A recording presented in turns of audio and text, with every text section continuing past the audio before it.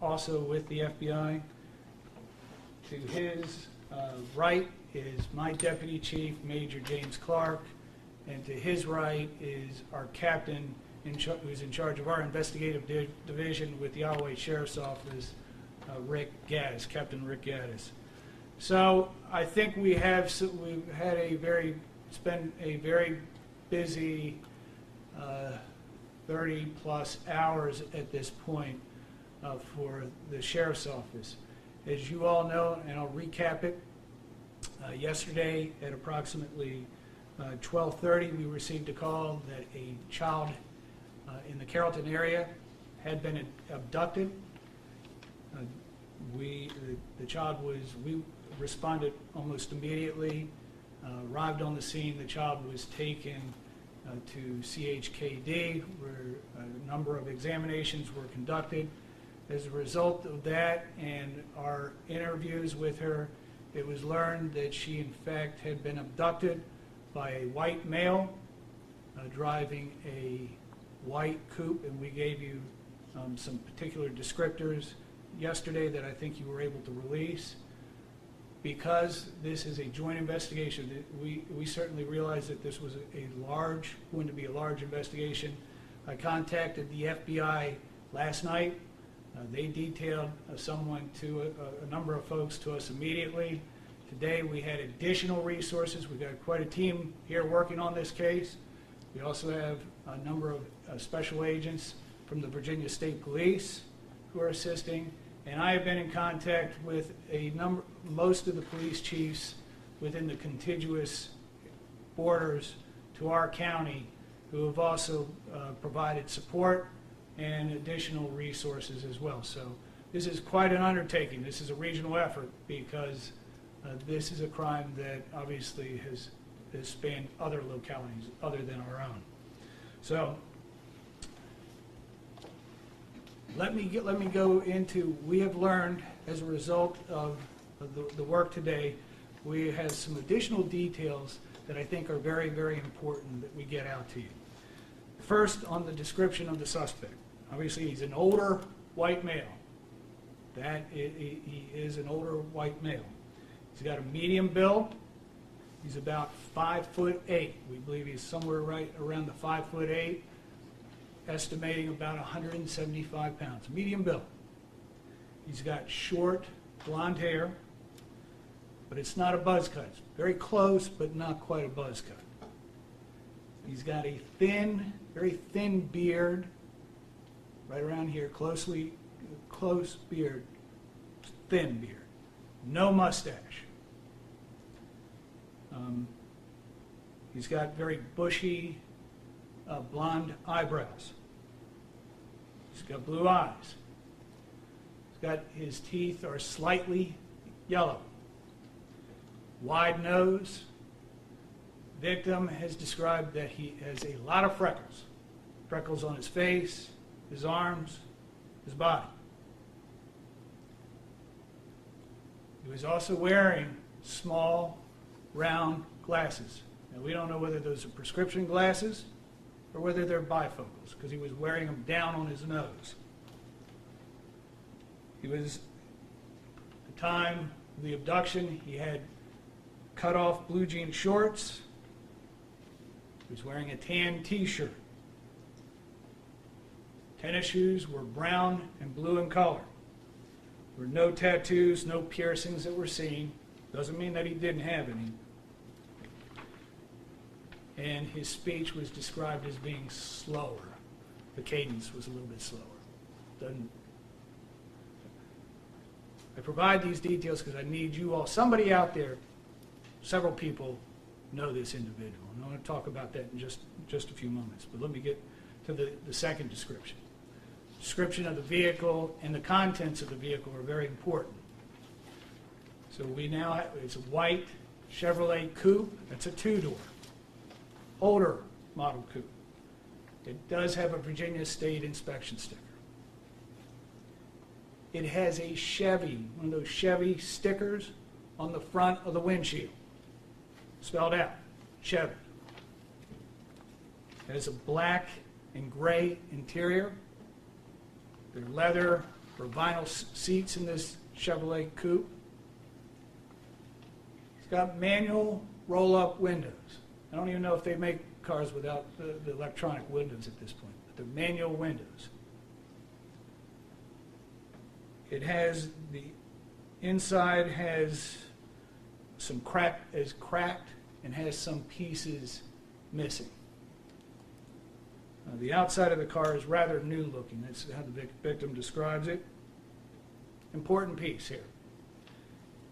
Apparently, in the console were what are described as 3 homemade clay sculptures, described like they were actually made for the suspect. One was star-shaped and painted with black stripes. The other 2 were green and pink in color, but they were almost described as gray clay-like sculptures. May have been made, she described it, appeared that like a child may have actually made them. Okay? Clutter, there was some clutter in the interior. There were some balled up papers in the back of the vehicle, this 2-door vehicle. There were also a couple of other things, some communication. He did reference a wife. At some point during, let me go back to some timelines. So we now know that the child was abducted approximately 8 a.m. in the neighborhood in Carrollton off of Route 17.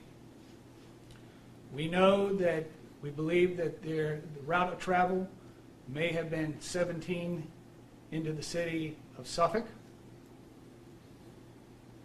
We do know that this suspect, sometime during the morning, we got a 4-hour event, okay? But during that morning, he ended up speaking to a trash collector in the city of Suffolk, in the vicinity of the Longstreet Lane and Quaker Drive. That is in the Holland area of the city of Suffolk. We've confirmed that. We have 2 locations in which two separate locations in which these sexual assaults took place. One, we have been able to identify the second location, and that is in the area off of Iron Mines Spring Road in Alloway County. Very close, it's very close to where we have our fairground. The other location we're still working on. Eventually, the child was obviously returned sometime around 11:58 is when the child was returned back to back to the area, the neighborhood, where she then called her father. Subsequently, we got involved shortly thereafter. I provide those details, and the reason that I provide those details is we need the public's help. We've had a number of calls, and I appreciate those that were covering us yesterday, but we need to get this level of detail. This guy, for 4 hours, was outside of his normal routine. We don't know what his routine was, whether he was working, whether he volunteers somewhere, whether he babysits for somebody. But for at least a minimum of 4 hours, probably more, he's outside of his routine. There was obviously a level of preparation prior to this event and during the event. This was a planned event. But I also want to stress, so we need the public's help. Somebody knows, probably several people know. That's why we are asking, and yesterday I gave you the crime line number. Today, I want to give you another number. It's a dedicated line that we've established, so you don't have to go through the crime line where you've got to go through the series of prompts. Instead, you're going to get a live human being. You talk to somebody, where somebody can remain anonymous, and they can also still be eligible for the crime line piece. That number is area code 757 365-6290. And I believe, Kristen, you provided that also back to them. The takeaways are these items. These are very specific items. These are a level of detail. Somebody knows this person. Several people probably know this person. They know this person. They probably may not, or didn't realize that he's this offender. We need to stop this. We'll say that he did express remorse. He expressed remorse during this event. Particularly halfway through it, he started expressing a great deal of remorse. Told the victim that he was going to bring her back home, and then did. That's not usual. That's not customary. But on the other hand, there is no reason to believe this is anything but a stranger abduction, and that's chilling. Chilling for all of us as a community. So we really need the public's help. If he's listening, and we expect that he is, he needs to turn himself in. He's called a number. But we need his help. We need to get him some help. We need to stop this, and we need your help to put a stop to this. So there are no other future attacks. All right. That concludes my prepared remarks. I'll take a few questions. And may not be able to answer because I can't. There are a number, because this is very much an active, ongoing investigation. We've been working around the clock. We've got a lot of people that are working on this as we speak. But I also want to make sure that I give you all enough information so you can get it out. We can get it out to the public, and the public will also do this. One last thing. I have also been in contact with the schools. We continue that communication with the schools. Talked again with Superintendent Pereira today. We along with a number of law enforcement agencies, VSP and Smithfield Police Department, Windsor Police Department, are continuing our beefed up patrols with the bus stops and at the schools. But we really need to stop this. We need to take this piece out.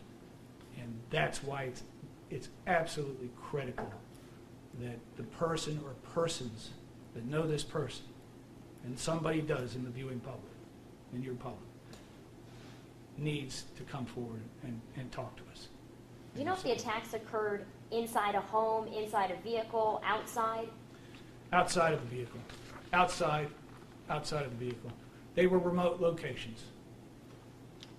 Did the victim say anything about how the suspect, this person, kept her there? Was he forceful during the car ride? How did that pan out? Not going to get too, there was some force that was used, and at least at some point she was restrained. Did you interview local sex offenders?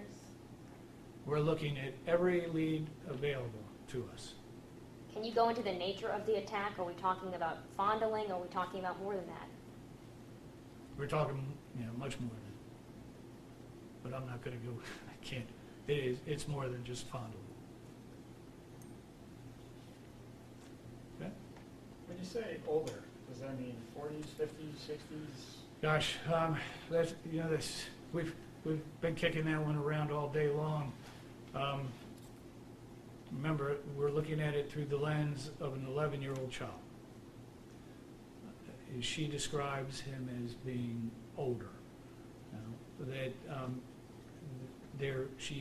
But she was very articulate in terms of the beard. That it was blonde, but it also had some gray in the beard, and at least the glasses, which he did not wear all the time. By the way, did I say the color of the glasses? Brown glasses. They wore them down low as if they were bifocal. So that's how we're describing them, but that's a wide range. That could be 25 to 60. I mean, I don't know, but I think we're probably, our best guesstimate on this one is going to be in his 40s or 50s, early 50s. Have you spoken to the city of Suffolk on the trash collector angle? We've been in contact with the city of Suffolk several times during the day. I talked to the police chief there personally. They detailed somebody with us for a good part of the day. So yeah, we're working with them. I mean, this is obviously, and we actually may be going out. There may be. We still have not been able to define all that entire route of travel yet. And I promise you, if we develop that, we will give that to you all, because I want you all to have it, because I'm hoping that there is somebody that saw something. Somebody out there did see something. We got to get them to come forward, and we got to get this information out. So that's why those two locations that we've got in Suffolk, we got in the Holland area, Longstreet Lane and Quaker Drive, and then Iron Mine Spring Road in Isle of Wight. But we also may have North Carolina involved in this before it's all over. Was there a report of an attempted abduction in Suffolk? Have you heard anything about that? No, I'm not aware of it. In terms of the interaction with the trash collector, can you give a little bit more detail in terms of how long it went on and the effect that you got there? The interaction, look, I'll just be candid, I'll tell you what it was. The suspect asked for directions from this trash collector, how to get back to Suffolk. That's what he did. So it was a very brief encounter, but they described the car, they described him, they described our victim. Are you looking at any gas, I imagine you are, but gas stations, convenience stores, that type of thing to get it in terms of what We are putting that's why for a small organization like us, is what we've got. We asked the FBI and the state police and the other localities to get involved. We've got a lot of people as we speak that we are looking at every option that may exist out there, and obviously. We fully realize that there are a number of places that have video cameras. And then trying to find out and iron out exactly where the second location was, the one that wasn't at the fairgrounds for the assault? The second we know where the second location is. We haven't been able to determine where the first location is. And we just don't know yet. We're looking at a couple different options, but remember the child also would not have been able to see where she was for at least a period of time during the abduction. But remember, this is 4 hours. This is from 8 until 11:45. We got a lot. This is a long period of time that we had a child riding around in a car with this guy. When you said she wasn't able to see, was she blindfolded? Did she have a bag over her head, or what can you say about that? No, I'm not going to go into that level of detail. Have there been reports of similar instances such as We're looking at it. We're looking at any and all other incidents, not only here regionally, but I think we're looking at it at a very large perspective as well. How far back? And the reason being is it is very clear to us that there was and I can't go into that level of detail with you, but there was certainly appears to be a great deal of preparation How far back are you? to do this kind. Sorry. I'm sorry, sir. How far back are you looking back for other incidents or something? We're looking back. I don't have that timeline in front of me. We've talked to some businesses who said they've had people stop by, try to look at their surveillance video. Can you tell us anything about, have you discovered anything from that? Anything useful? We are, obviously we are looking at those businesses. We got a lot of video to review, but we've also got, fortunately, the resources have been committed by the FBI, by the state police, and certainly us. So we're going to be reviewing those and doing this as expeditiously as possible. We want to find this guy. You mentioned these sculptures. Did you Yes. say that they were made for her, or it looked like they were made by her, for a child? No, they look like they may have been made by a child. Okay. She described, and let me just tell you what she described, that it looked like it had been made for him. That perhaps a child had made it, whether an ornament or some kind of clay sculpture that you would do during during art class or something else. What I mean is, there's something that indicates that he had been following her for some time. No, Okay. no. Did they stop at any convenience stores or gas stations? We're not aware of it. I don't want to preclude that possibility. So we're not aware of it. It's not indicated, at least at this juncture. How did he get her into the car? Did he drag her into the car, lure her into the car? There was force used to get her into the vehicle. She didn't go voluntarily. How is the victim doing? Under the circumstances, she's doing remarkably well. But obviously, she's traumatized. She and her family are traumatized, and I appreciate you all continuing to respect their privacy. But she's become an integral part of this investigation and is doing so. Guess your turn, huh? Yes, she's with her parents. Okay. Anything else? All right, folks. Thanks. And certainly, Kristen will have any other additional information. As we get updates, I know it's very, very busy.